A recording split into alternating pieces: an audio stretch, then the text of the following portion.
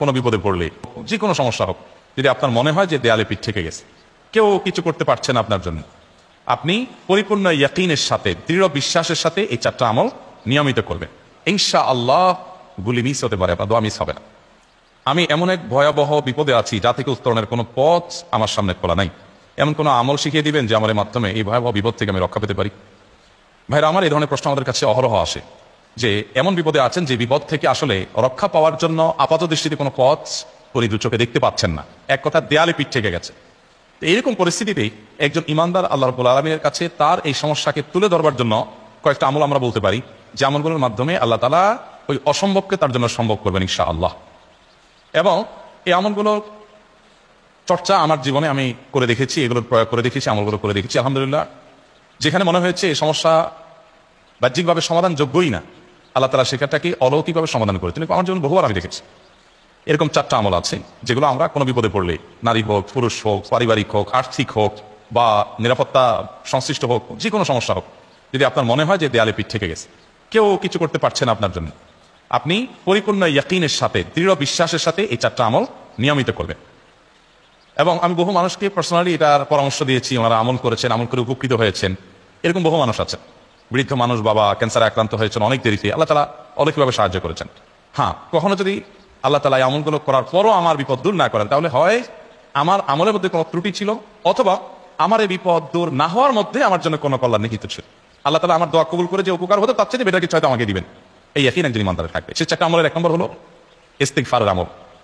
ইস্তিগফার, আপনি ফেসে গেছেন কোনো জায়গা, কোনো উপায় পাচ্ছেন না, আপনি ইস্তিগফার করতে থাকেন। আস্তাগফিরুল্লাহ ওয়া আতুবু ইলাইহি, আস্তাগফিরুল্লাহ ওয়া আতুবু ইলাইহি, আস্তাগফিরুল্লাহ ওয়া আতুবু ইলাইহি, আস্তাগফিরুল্লাহ, আস্তাগফিরুল্লাহ, আস্তাগফিরুল্লাহাল্লাযী লা ইলাহা ইল্লা হুয়াল হাইয়ুল কাইয়্যুম ওয়া আতুবু ইলাইহি ওয়া লা হাওলা ওয়া লা কুওয়াতা ইল্লা বিল্লাহ। اللهم انت ربي لا اله الا انت خلقتني وانا عبدك وانا على عهدك ووعدك ما استطعت اعوذ بك من شر ما صنعت ابو لك بنعمتك علي وابو لك بذنبي فاغفر لي فانه لا يغفر الذنوب الا انت سيد الاستغفار। এভাবে যে কোনো ইস্তিগফার করতে থাকেন, আপনি বেশি বেশি করে আল্লাহর কাছে ইস্তিগফার, ক্ষমা প্রার্থনা করতে থাকেন, খুব বেশি, আপনার দুই ঠোঁটে অনবরত আপনি চাইতে থাকেন আল্লাহর কাছে ক্ষমা। এই ইস্তিগফার সম্পর্কে নবী করিম সাল্লাল্লাহু আলাইহি ওয়াসাল্লাম বলেছেন, মান লাজিমাল ইস্তিগফার, যে ব্যক্তি ইস্তিগফারকে আঁকড়ে ধরবে, আঁকড়ে ধরা মানে কি, এটা ছাড়বে না, সে করতেই থাকবে অনবরত। টয়লেটে যাওয়ার সময়টা, ঘুমের সময়টা, খাওয়ার সময়টা বাদে, অবসর নামাজের সময়টা বাদে সারাক্ষণ সে ইস্তিগফার করবে। এরকম যদি কেউ করে, আল্লাহ রাব্বুল আলামিন জাআলাল্লাহু লাহু মিন কুল্লি হাম্মিন ফারাজা ওয়া মিন কুল্লি দীকিন মাখরাজা, সকল পেরেশানি থেকে, সকল টেনশন থেকে বের হওয়ার পথ আল্লাহ তাআলা অলৌকিকভাবে তার জন্য আবিষ্কার করে দিবেন। এবং আমি আমার জীবনে যেটা বলেছিলাম, বিস্তারিত বলতে চাই না, এরকম পরিস্থিতি আসছে যে চোখের সামনে কোনো আপাতত রক্ষার কোনো পথ আর খোলা নেই, এমন ভয়াবহ বিপদ, ইস্তিগফার করতে করতে এমন ভাবে আল্লাহ তাআলা সাহায্য করেছেন যে এটা কল্পনা করলেও মনে হয় যে স্বপ্নের মতো। কিভাবে এখন এই লোক এই জায়গায় আসলো আমার সাহায্যের জন্য, এই লোক এটা আমি এই জায়গায় আসার কথা না, ঠিক উনি এসে হাজির হয়ে গেলেন এবং উপকারটা, আমার সমাধানটা হয়ে গেল সমস্যা। তো আলহামদুলিল্লাহ, বহুবার আমি পরীক্ষা করেছি, আর আমার পরীক্ষার দুই পয়সা দাম নাই, হাদিসে বলা আছে, গ্যারান্টি দেওয়া আছে, আমার পরীক্ষা করলি কি না করলি। তাহলে একটা আমল হলো কি, ইস্তিগফার, সব সময়ের জন্য এটা কন্টিনিউয়াস করবেন। আর এমনি অবসর সময় ইস্তিগফার করবেন।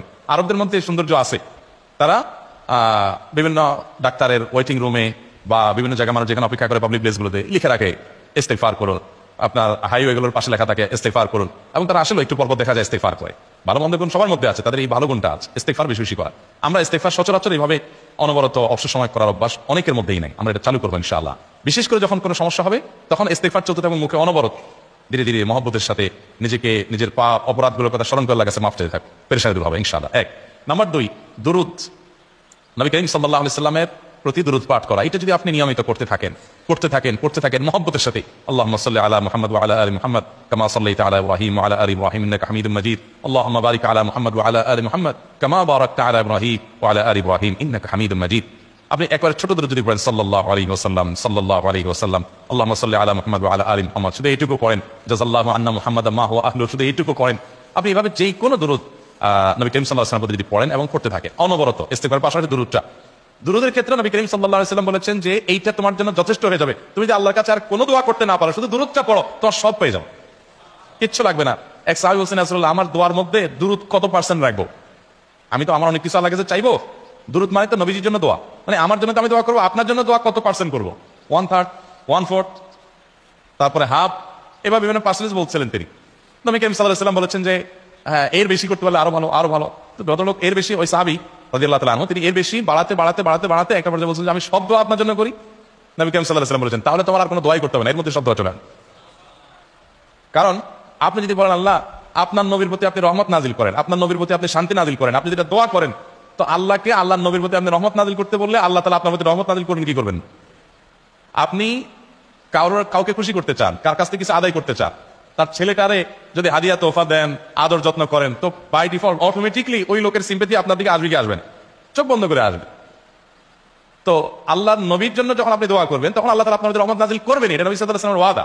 যে কোনো পেরেশানি, তিনি আরো বলেছেন যদি কেউ দুরূদের আমল করে নিয়মিত, আল্লাহ রাব্বুল আলামিন তার সকল পেরেশানির জন্য যথেষ্ট করে দিবেন এই আমলটাকে, সবগুলো দূর করার জন্য যথেষ্ট হয়ে যাবে।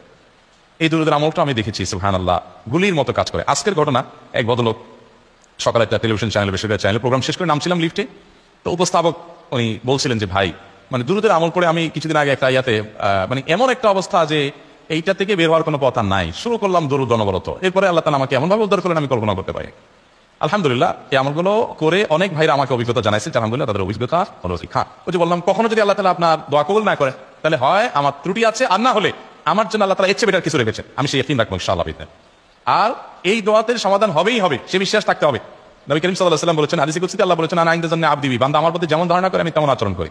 আপনি যদি চিন্তা করেন করে দেখি হয় কিনা, দেখি ট্রাই করি, তাহলে ওই আল্লাহ তাআলা বলবেন ঠিক আছে দেখতে থাক। আপনি যদি ইয়াকিন করেন যে না নবী করিম সাল্লাল্লাহু আলাইহি ওয়াসাল্লাম যে বলেছেন অতএব সেটা হবেই, আর আল্লাহ রাব্বুল আলামিনের কাছে আমি ওইভাবেই চাবো যে আল্লাহ দিবেনই, আমি নিয়েই ছাড়বো, ইনশাআল্লাহ গুলি মিস হতে পারে, আপনার দোয়া মিস হবে না। ওই ইয়াকিন, ওই ঈমান আমার মধ্যে আনতে হবে, চেষ্টা করবো তো ইনশাআল্লাহ। তাহলে দুইটা আমল হলো ইস্তিগফার আর দুরূদ। 3 নম্বর আরেকটা আমল হলো দোয়া ইউনুস। দোয়া ইউনুস, লা ইলাহা ইল্লা আনত সুবহানাক ইন্নী কুনতু মিনাজ জালিমিন। বেশি বেশি পড়তে থাকবেন, যখন বিপদে পড়বেন ইস্তিগফার আর দুরূদ পড়বেন সবচেয়ে বেশি, আর মাঝে মধ্যে দোয়া ইউনুস, লা ইলাহা ইল্লা আনত সুবহানাকা ইন্নী কুনতু মিনাজ জালিমিন। আল্লাহ সুবহানাহু ওয়া তাআলা কোরআনে কারীমে এই দোয়ার পরে বলেছেন ওয়া কাযালিকা নুনজিল মুমিনিন। এই দোয়া পাঠ করার মাধ্যমে ইউনুস আলাইহিস সালামকে পৃথিবীর ইতিহাসের সবচেয়ে অলৌকিক ঘটনা, সকল সায়েন্স, সকল আপনার বিজ্ঞানের তত্ত্ব সবগুলোকে আপনার সবগুলোর বিপরীতে বা সবগুলোকে আপনার ভুল প্রমাণ করে দিয়ে ওই জায়গাটার জন্য আল্লাহ তাআলা ইউনুস আলাইহিসকে মাছের পেটে ঢোকার পর সেখান থেকে আবার জীবিত রেখে বের করেছেন। অক্সিজেন অভাবে সেখানে এমনি মারা যাওয়ার কথা, আরো নানা কারণে মারা যাওয়ার কথা, তাই না?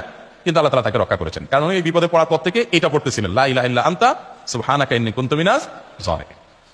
তো আল্লাহ তাআলা কোরআনে বলেছেন এটা ইউনুস, তার নবী ইউনুস আলাইহিস সালামকে আল্লাহ তাআলা এটার মাধ্যমে রক্ষা করেছেন, সেটা তার জন্য খাস না, এটা তার জন্য স্পেশাল না, বরং আল্লাহ বলেছেন ওয়া কাযালিকা নুনজিল মুমিনিন, এটা দিয়ে আমি তাকে রক্ষা করেছি, একইভাবে ঈমানদারদেরকেও এটার মাধ্যমে রক্ষা করব। এটা বড় অস্ত্র পেয়ে গেলাম, দোয়া ইউনুস বেশি বেশি করবো ইনশাআল্লাহ, লা ইলাহা ইল্লা আনতা সুবহানাকা ইন্নী। আমার দেশে আবার দেখা যায় বিপদ হয়ে গেলে তখন হুজুর মানা করে যে ভাই আপনারা সবাই মিলে এটা 1 লাখ বার পড়ে দেন, 100 লাখ বার পড়ে দেন, টাকা দিমো আপনারা পড়ে দেন। আপনারটা আপনি পড়বেন ভাই, হুজুরদের কাছে দোয়া চান সমস্যা নাই, আর হুজুরদেরকে হাঁটায়া টাকা দিবেন করে, এমনি টাকা দিবেন না দিয়া। আর এই দোয়া নিজে নিজে করতে থাকবেন। ইউনুস আলাইহিস সালাম ওই সময় কি লোক ঠিক করছিলেন যে ভাই আপনারা সবাই দোয়া ইউনুস পড়েন, আমি গেলাম, আমি মাছের পেটে গেলাম, আপনারা বসেন সবাই দোয়া ইউনুস পড়া দেন, করছেন উনি, ওনারটা অনেক করছেন, তো আপনারটা আপনি শুরু করবেন দোয়া ইউনুস না। 4 নম্বর আমল হলো ইয়া যাল জালালি ওয়াল ইকরাম, এটা বেশি করে পাঠ করবেন। নবী করিম সাল্লাল্লাহু আলাইহি ওয়াসাল্লাম বলেছেন আলিযু বিয়া যাল জালালি ওয়াল ইকরাম, ইয়া যাল জালালি ওয়াল ইকরাম, এটাকে তোমরা আঁকড়ে ধরবে। ইয়া যাল জালালি ওয়াল ইকরাম মানে কি? এটা আল্লাহকে ডাকা, আর কিছু না। এবং হাদিসে বর্ণিত দোয়া, এটা মাসনুন দোয়া। ইয়া যাল জালালি ওয়াল ইকরাম মানে হে মহা ক্ষমতার অধিকারী, প্রতাপশালী এবং সম্মানের মালিক, এটা বলার মানে হলো আল্লাহর কাছে নিবেদন করা, যেহেতু আপনার প্রতাপ আছে, আপনার জালাল আছে, আপনার বড়ত্ব আছে, এই বড়ত্বের অধিকারী এবং হে সম্মানের অধিকারী, আপনার যেটা আল্লাহ তাআলা এটা আপনার যদি এটা আছে, অতএব হে আল্লাহ আপনি আমাকে এটা দান, আপনার সেখান থেকে আমার প্রতি রহম করুন, আপনার সেখান থেকে আমাকে, আপনার বড়ত্ব থেকে আমাকে আপনি হেফাজত করুন, আপনার একরাম থেকে আমাকে আপনি তা দিয়ে আপনি আমাকে রহম করুন। তো সেই দোয়া আল্লাহ তাআলার কাছে নিবেদন করতে পারি, ইয়া যাল জালালি ওয়াল ইকরাম।